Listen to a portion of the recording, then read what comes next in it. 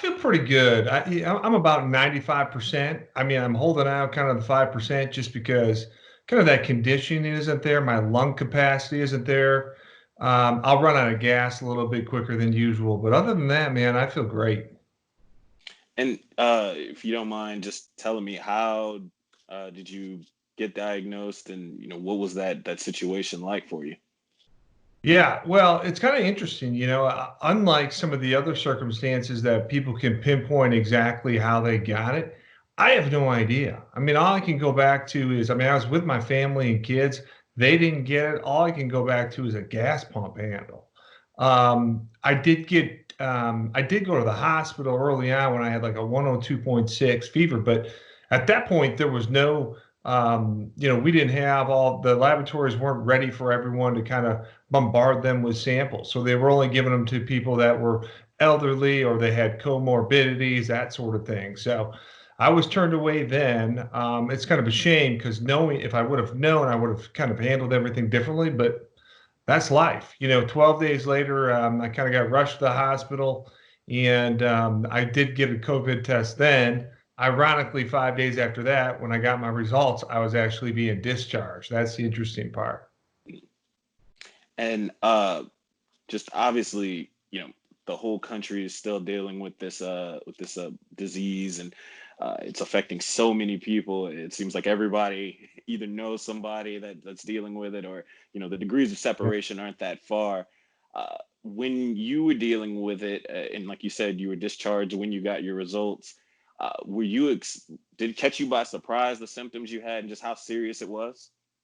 Great question. All right. So I actually was joking about it, saying, "Oh, I probably have the coronavirus," like to my wife.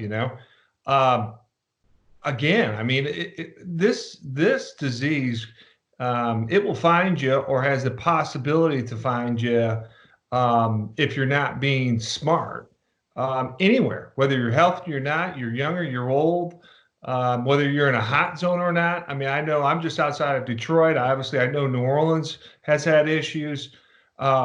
Just take being cautious and doing the right things and be smart. And if you're going out in public, man, make sure you wear your mask or have gloves or whatever.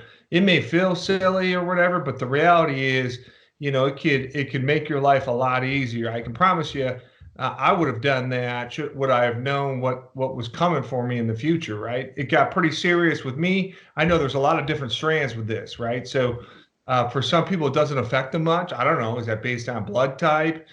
Who knows, right? For me, it was pretty rough. It was pretty bad. And as I sit here today and talk to you, it sounds like I'm fine. I can promise you, in the 17 days I was dealing with it, about 24 of those hours were scary.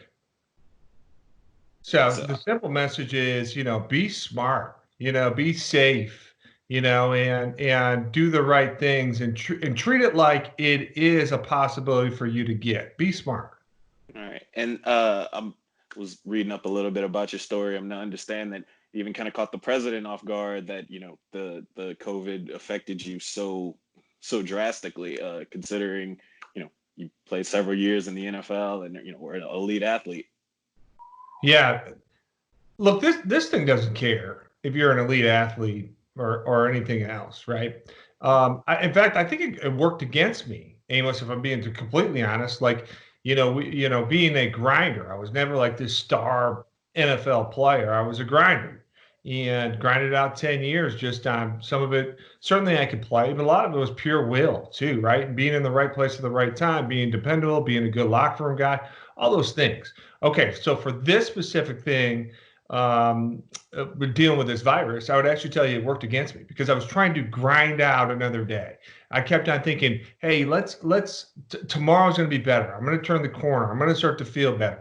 Well, man, all it did was get worse and worse and worse. So for some people, they say it hits them like a ton of bricks, and all of a sudden they just, oh my God, I'm so sick. It wasn't like that for me. For me, it was a gradual process, from days 1 to 5, it's just flu-like symptoms. Then day 5, the cough hit, and that kind of grew. Day 7, I started to wake up in the middle of the night, having a hard time breathing. Well, by day 12, I was really struggling to get any oxygen, right? And that was time to go to the hospital.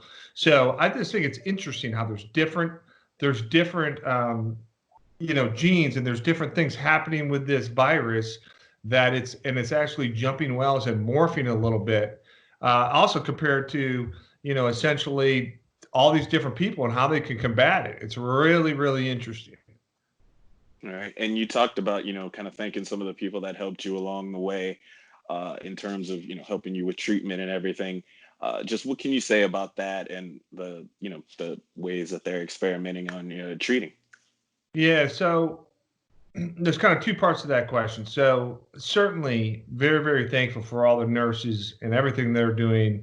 Obviously, for me personally, they were great. I mean, you only saw, if you had 2 to 3 shifts of nurse in a day, that's the only person you saw, for every, let's say, 3 to 4 hours to take your vitals, right?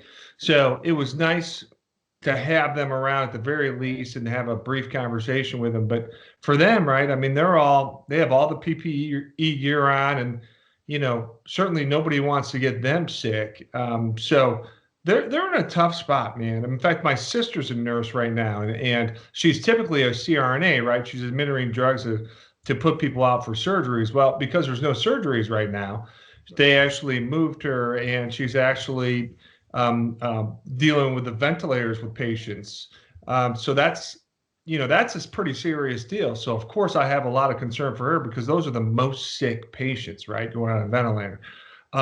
It's a tough deal all the way around. There's no other way to describe that, but certainly I think I would speak for everybody when I'd say, boy, are we happy to have them, all of the medical people right now and all the efforts they're doing. It's selfless and certainly something to be proud of. And then in terms of getting a vaccine or different Yeah. drugs to treat it, Yeah, what have right. you? So part two of that question, right? So it's interesting, and it's kind of a hot topic. Certainly at the White House was brought up more than I was expecting, but I just answered honestly, right? So HCQ, the malaria drug, they prescribed that to me, and I didn't know. I was in the hospital, right? So I didn't know that they stopped administering that or prescribing that drug for a period. That changed everything for me, in my opinion. I mean, because I basically, they put me on an IV immediately with the Z pack, and they gave me the zinc, and they just kept me like that for 24 hours. I didn't improve at all. Of course, I had assistance with some oxygen at that time because I was having a hard time breathing. That helped the most. But as far as the IV and the other stuff, I would tell you, none of my symptoms changed for 24 hours. When they gave me the HCQ, that's when everything changed. And I guess, look, when you're in that position, I would tell you, I don't care what you're going to give me. If you tell me it's going to help, I'm going to take it. Right. So, and what do I have to lose at that point? Right. I already felt like hell. So, I mean, I took it, and I can tell you it worked for me. And I would tell my mother or father or brother, sister, I would tell them to take it if they had to too. All right. And obviously, I know the other hot topic regarding the COVID-19 and the pandemic is, should we reopen everything? And, I think Yeah. you obviously in a position, be in a unique position to have an opinion on that. What are your thoughts? Sure. Well, I think we have to push the idea of it, right? So certainly, I don't think anybody would say, "Hey, let's open it up," and there's going to be a whole bunch of casualties. No, nobody wants that. But I think we have to have the idea of like, let's kind of roll this out as best we can to kind of see what happens because there's a ripple effect here. The longer that we're basically all on shutdown, there's a ripple effect of multiple things that probably a lot of us haven't considered or honestly aren't even aware of, right? I mean, there's certain things like for people with asthma or Lyme disease, right? Well, if they're not people treating their lungs and their trees and everything just around their house, pretty simple stuff, right? Well, Mhm. they're at a hugely at risk for serious issues. Little things like that. How many things are like that we're kind of unaware of or not thinking about? People much smarter than me would talk about. But I do like the idea of the simple things of bringing football back, right? I like the idea of pushing the idea that maybe there's a delay, maybe it's pushed back, maybe it's not. But I would tell you, I think that provides a lot of enjoyment and normalcy for Americans, right? And I think there's a lot of other thoughts like that, whether it be college, pro, speaking of sports, but certainly, as a small business owner, I don't know how long we can last like this without getting back to work. Right? That's the scary part about it, is certainly having a roof over your head is the most important thing for your family and everybody that you love. So I think we have to start pushing the idea, whether or not it's going to happen soon in those hot areas, which you're in one and I'm in one right now. It may take a little longer, but I think I like the idea of pushing it.